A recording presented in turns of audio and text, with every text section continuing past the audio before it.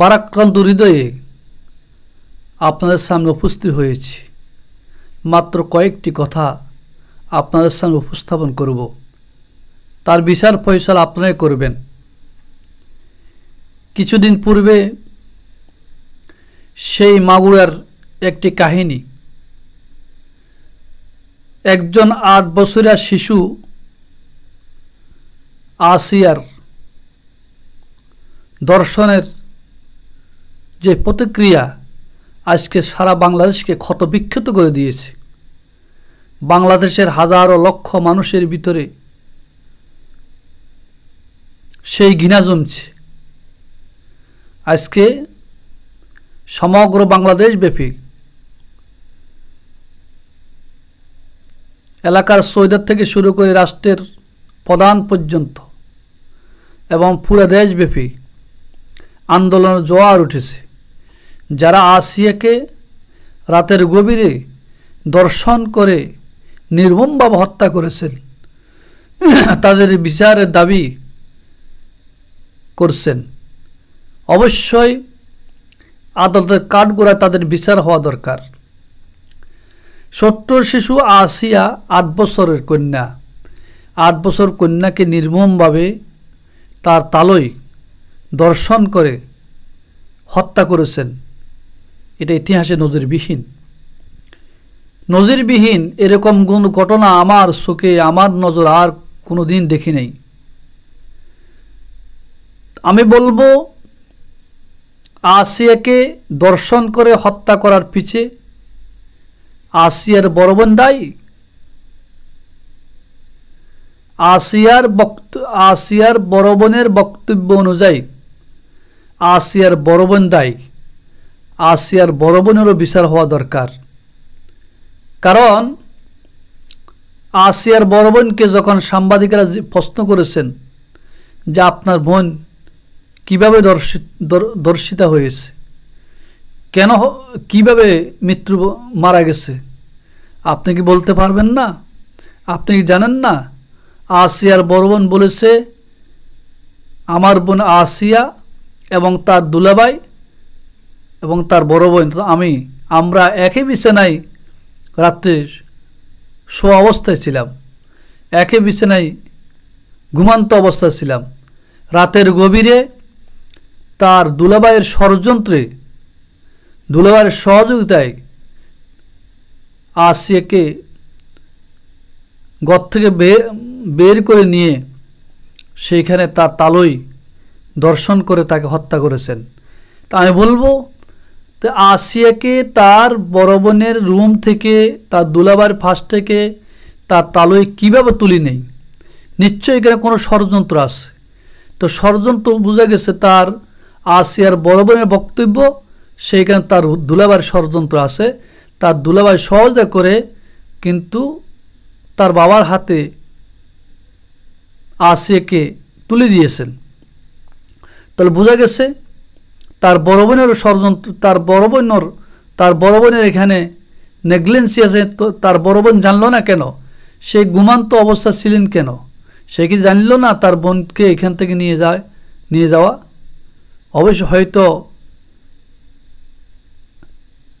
জানতে পারে, নাও জানতে পারে। এখন শরীয়তুল মাসালা, একজন উপযুক্ত কন্যা সেই যেখানে তার বাবা মার সাথে থাকাও শরীয়ত গ্রহণ করে না। মেয়ে যখন উপযুক্ত হয়, ছেলে যখন উপযুক্ত হয়, তখন তাদের জন্য বিছনা আলোক করতে হয়। তার মা বাবার সাথে থাকাও কি নাই শরীয়ত সমর্থন করে না, জায়েজ নেই। তো যেখানে একটা উপযুক্ত কন্যা যখন, মেয়ের বয়স যখন উপযুক্ত হয়, উপযুক্ত মেয়ে যখন তার মাতা পিতার সাথে থাকাও সম্ভব নয়, এটা শরীয়ত গ্রহণ করে না।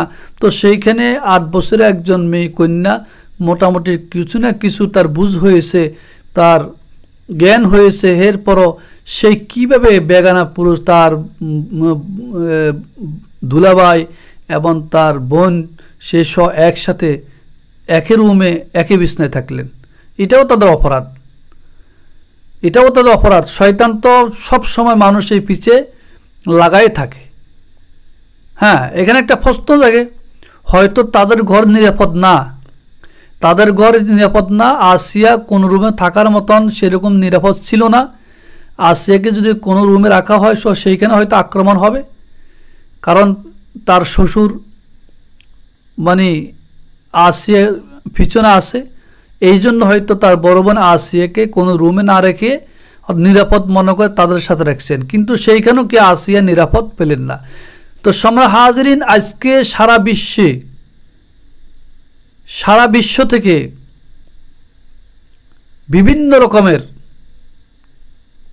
মন্তব্য এসেছে, পুরো বাংলাদেশ ব্যাপী একেবারে সাংবাদিক থেকে শুরু করে রাষ্ট্রের কর্ণধার পর্যন্ত সবার মুখে একই বাক্য যে আসিয়ার হত্যার বিচার হতে হবে, আসিয়ার খুনের বিচার হতে হবে।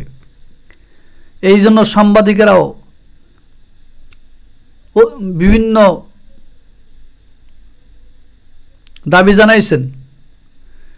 তো আমরাও দাবি জানাই, আমাদের মেন উপদেষ্টা, বাংলাদেশ সরকারের মাননীয় প্রধান উপদেষ্টা মোহাম্মদ ডক্টর ইউনূসের কাছে আমাদের আবেদন যে আসিয়াকে যেইভাবে দর্শন করে হত্যা করেছেন, ওই আসিয়ার খুনিদেরকে এইভাবে আদালতের কাঠগড়ায় তুলে হাজারো হাজার লক্ষ মানুষের সামনে উপস্থিত করে হাসির কাষ্টে ঝুলিয়ে সেই আসিয়ার হত্যার দাদার প্রতিশোধ নেওয়া অবশ্যই দরকার, নিতে হবে।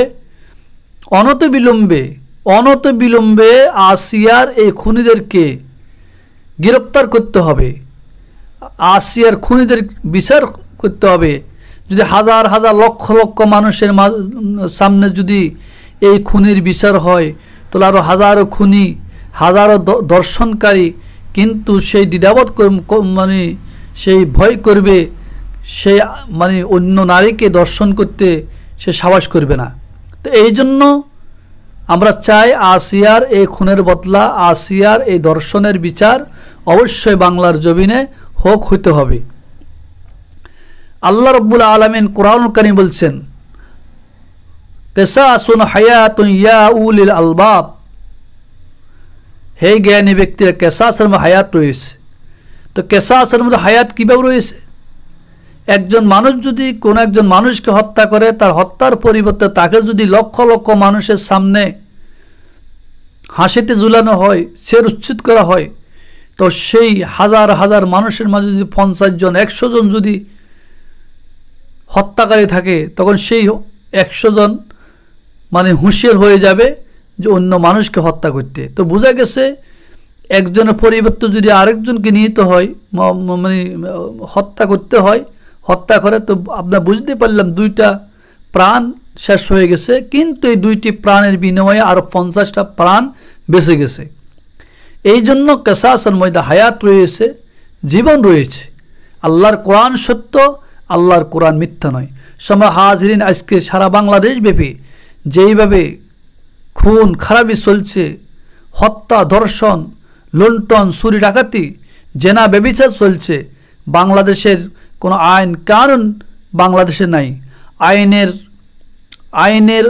আইন কানুন না থাকার কারণে, প্রশাসনের কোনো ব্যবস্থা না থাকার কারণে যারা খুনি, যারা ডাকাত, যারা ধর্ষণকারী, তারা সুযোগ পেয়ে গেছে।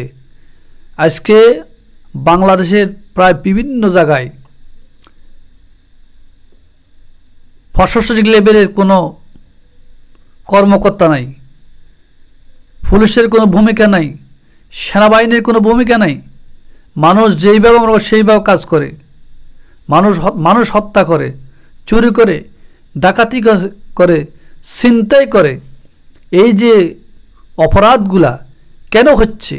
এই অপরাধগুলা হচ্ছে আমাদের ঈমান না থাকার কারণে, ঈমানের কমজোরি থাকার কারণে।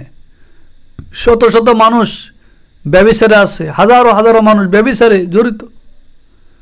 আলেম ওলামা, দিনদার, ফরজগার মানুষের প্রতিও জুলুম করা হয়। আইনের শাসন নাই, আইনের ব্যবস্থা, আইনের শাসন নাই। আইনের শাসন না থাকার কারণে আজকে আমাদের এই পরিস্থিতি। কোরআনের মতন আল্লাহ পাকের এই মহাগ্রন্থ আল কোরআনের বিধান যদি এই বাংলার জমিনে প্রত্যেকটি সমাজে, রাষ্ট্রে, ইউনিয়নে, ওয়ার্ডে থাকতো, আজকে মানুষ এইভাবে ব্যভিচার করতে পারত না, মানুষের প্রতি মানুষ জুলুম করতে পারত না। জেনাকারদের বিচার কি? আল্লাহ রাব্বুল আলামিন সূরাতুন নূরের মধ্যে 18 পারা সূরাতুন নূরের মধ্যে ঘোষণা করেছেন, সেখানে স্পষ্ট ভাষায় বলে দিয়েছেন একজন জেনাখোরের বিচার কি হতে হয়। জানি জেনাকারী পুরুষ এবং জেনাকারিনী নারী, এরা একে অপরের সাথে জেনা করে, জেনার হদ কি? জেনার হদের ব্যাপারে আল্লাহ রাব্বুল আলামিন সেখানে সুস্পষ্ট ভাষায় বলে দিয়েছেন। অবশ্যই সূরাতুন নূর আমাদেরকে পড়তে হবে, তার আলোকে আমাদেরকে জীবন ধারণ করতে হবে। সম্মানিত হাজিরিন, আমি বলবো আজকে আসিয়ার মতন হাজার হাজার নারী, হাজার হাজার শিশু যেন আমাদের দেশে নিরাপদ থাকতে পারে, সেই দর্শনকারীদের থেকে মুক্ত হতে পারে, মানুষের জীবন যেন অক্ষুণ্ণ থাকতে পারে, নিরাপদ থাকতে পারে, সেই ব্যবস্থা আমাদেরকে অবশ্যই করতে হবে, অবশ্যই করতে হবে। আইনের শাসন জারি থাকতে হবে দেশে, কোরআনের শাসন থাকতে হবে। আজকে কোরআনের শাসন না থাকার কারণে নাস্তিক, মুরতাদ, সে বেঈমানেরা মাথা ছাড়া দিয়ে উঠেছে। আজকে পুরা বাংলাদেশ ব্যাপী যেইভাবে খুনের জোয়ার বয়ে গেছে, জেনার জোয়ার বয়ে আছে, কিন্তু যদি আমরা যখন পেপার পত্রিকা খুলি, ওই পেপার পত্রিকার শুধু দর্শন আর দর্শন, চুরি আর চুরি, ডাকাতি আর ডাকাতি, বিভিন্ন রকমের ষড়যন্ত্রকারী মহলদের বিভিন্ন ঘটনা, সে মানুষকে কুপিয়ে হত্যা করা হয়, দর্শন করে মারা হয়, বিভিন্ন খবর আসতেছে। তো এই জন্য এগুলোর থেকে আমাদেরকে অবশ্যই বাঁচতে হবে। আমাদেরকে বাঁচার জন্য সে প্রক্রিয়া গ্রহণ করতে হবে। অবশ্যই আমাদের বাংলাদেশ সরকারের মাননীয় প্রধান উপদেষ্টা ডক্টর মোহাম্মদ ইউনূস সাহেব, আপনি অবশ্যই বাংলাদেশের আইন কানুন নীতিমালা ঠিক করেন, আপনি দেশের প্রতি খেয়াল রাখেন।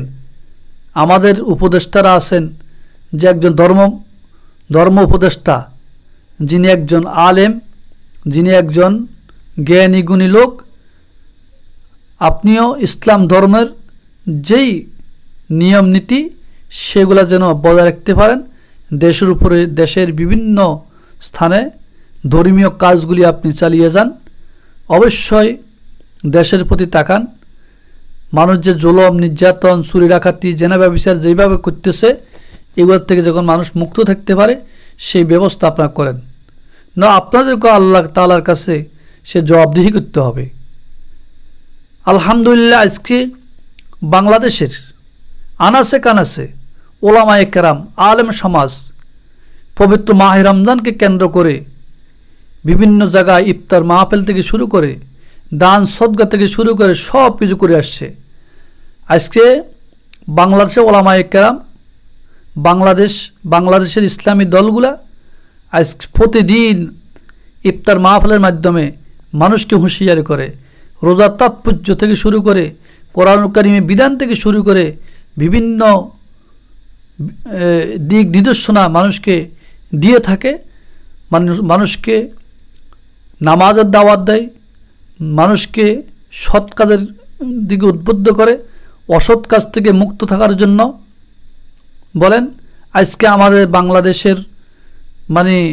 বাংলাদেশের প্রধান উপদেষ্টা ডক্টর মোহাম্মদ ইউনূস থেকে শুরু করে ওনারাও বিভিন্ন রকমের ভূমিকা রাখছেন। জঙ্গিবাদ, মাদক, তারপরে বিভিন্ন যে ষড়যন্ত্রকারীদের ষড়যন্ত্র মুক্ত, তা এগুলার থেকে কিভাবে মানুষ মুক্ত থাকতে পারে তা এগুলার প্রতি জোর দাবি রাখছেন। এবং আলেম ওলামা প্রত্যেকটি মুসলিম ইমাম সাহেবদের কাছে বলছেন যে আপনারা মাদকের বিরুদ্ধে, মদের বিরুদ্ধে, ইয়াবার বিরুদ্ধে বা অন্যায়ের বিরুদ্ধে ভূমিকা রাখেন। অবশ্যই আমরা আপনাদের সাথে আছি। তো এটা যদি তাদের এই কথা যদি সঠিক থাকে, এরা যদি তাদের কথার বলবৎ থাকেন, তো অবশ্যই আমরা যে ভূমিকা রেখেছি তারাও অবশ্যই সেই ভূমিকা অবশ্য রাখবে। যখন আমরা উভয় যদি ভূমিকা রাখি ভালো কাজের, অবশ্যই এই দেশের মানুষগুলি সঠিক পথে আসার জন্য চেষ্টা করবেন, সৎ পথে আসবেন। কারাগারি, হারাহারি, মারামারি, হানাহানি, চুরি ডাকাতি কিছুই থাকবে না, রাহাজান থাকবে না। ওমর ফারুক রাদিয়াল্লাহু তাআলা আনহুর সেই শাসন ব্যবস্থা ফিরিয়ে আসবে পৃথিবীতে। ওমর অর্ধজাহানের শাসক ছিলেন। অর্ধজাহানের শাসক থেকে তিনি প্রজাদের প্রতি এইভাবে দেখভাল করেছেন, সাধারণ মানুষদের প্রতি, শ্রমিকদের প্রতি যেই মনোভাব রেখেছেন, ইসলামের সমস্ত কাজগুলি পুঙ্খানুপুঙ্খানুভাবে করেছেন, নারী অধিকার দিয়েছেন, মানে ওই যে হতদরিদ্রদের প্রতি খেয়াল রেখেছেন। এই সমস্ত বিষয়গুলো আমরা অবশ্যই লালন করতে হবে, পালন করতে হবে। সাহাবাইকের জীবনীকে অনুসন্ধান করতে হবে। আল্লাহ মত রসুল মুহাম্মদুর সাল্লাল্লাহু আলাইহি ওয়াসাল্লামের আদর্শকে পৃথিবীতে বাস্তবায়ন করতে হবে। আল্লাহ মত রসুল কি বলছেন তাই আমরা গ্রহণ করতে হবে। ওই অনুযায়ী আমাদেরকে দেশ চালানোর জন্য চেষ্টা করতে হবে, মানুষকে সঠিক পথের দিকে আহ্বান করতে হবে। তো সম্মানিত হাজিরিন, পবিত্র মাহে রমজানের শুভেচ্ছা জানিয়ে আমার সংক্ষিপ্ত আলোচনা আমি এখানে শেষ করব। আমার দ্বিতীয়বারের মতন আমি আপনাদের কাছে উদাত্ত আহ্বান জানাচ্ছি যে যেইভাবে হোক আজকে আমাদের বোন যে আসিয়া যেইভাবে দর্শনকারীদের হাতে দর্শন হয়ে দুনিয়া থেকে বিদায় নিয়ে গেছেন, আমাদের বাংলাদেশের কোনো মুসলিম বোন যেন বা কোনো অন্য ধর্মের কোনো মেয়েও যেন এইভাবে যেন দর্শনকারীদের হাতে দর্শন না হয়, তাদের জীবন যেন এইভাবে ধ্বংস না হয়, সেই দিকে লক্ষ্য রেখে আমার সংক্ষিপ্ত আলোচনা আমি এখানে শেষ করলাম। আমার তাওফিক ইল্লা বিল্লাহ।